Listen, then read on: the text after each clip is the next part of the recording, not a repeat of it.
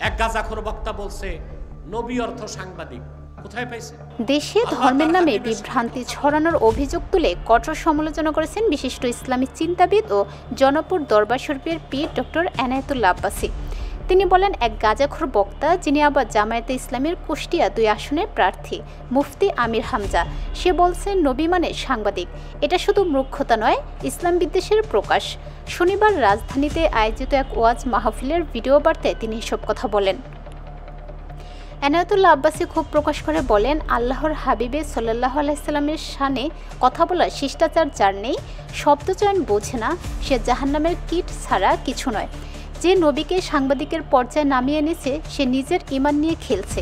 এসব কথাবার্তা গাঁজাখোরদের প্রলাপ ছাড়া কিছু নয়। তোমরা যে 3 বক্তা আছো, এত তারসিরা বক্তা তো বাংলাদেশের ইতিহাসে কেউ পায় নাই। কিসের ওয়াজে বসে নগ্ন নায়িকাদের অ্যাডভার্টাইজ করে?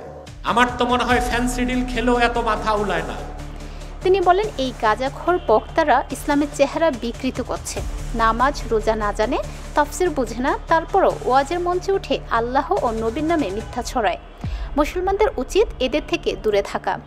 ডক্টর আব্বাসী আরও বলেন, আমির হামজার মতো লোকেরা এখন রাজনৈতিক সুবিধা নিতে ধর্মকে ব্যবহার করছে, অথচ তাদের 14 গোষ্ঠী এক সময়ে আওয়ামী লীগের দালাল ছিল। আজ তারা ইসলাম রক্ষার নামে মিথ্যার প্রচার করছে, অথচ অতীতে তারাই ফ্যাসিবাদী শাসনের সুবিধাভোগী।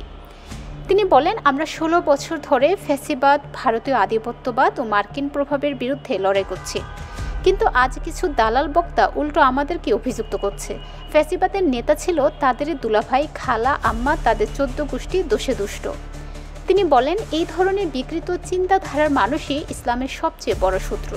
তারা একদিকে গাঁজা খাওয়ার মজায় বিভোর, অন্যদিকে ওয়াজের মঞ্চে ইসলামের মৌলিক শিক্ষা বিকৃত করে। ফেসিবাদের নেতা কেউ ছিল তার দুলাভাই, কেউ ছিল তার আম্মা, কেউ ছিল তার খালা, তার 14 গোষ্ঠী ফেসিবাদের দোষর। নবীকে সাংবাদিক বলা কোরআনের শিক্ষা ও নবুয়তের মর্যাদার পরিপন্থী।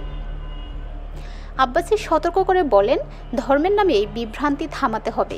ইসলামী চিন্তাবিদ, আলেম সমাজ এবং মুসলমানদের ঐক্যবদ্ধভাবে এসব ভণ্ড বক্তার বিরোধিতা করতে হবে।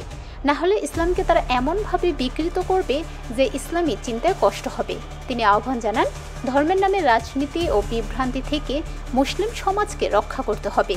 যারা তাফসির, ফতোয়া, উসুল জানে না, তারা ওয়াজ করার যোগ্য নয়। আগে আকীদার কিতাব পড়ো, তারপর মানুষকে দাওয়াত দাও।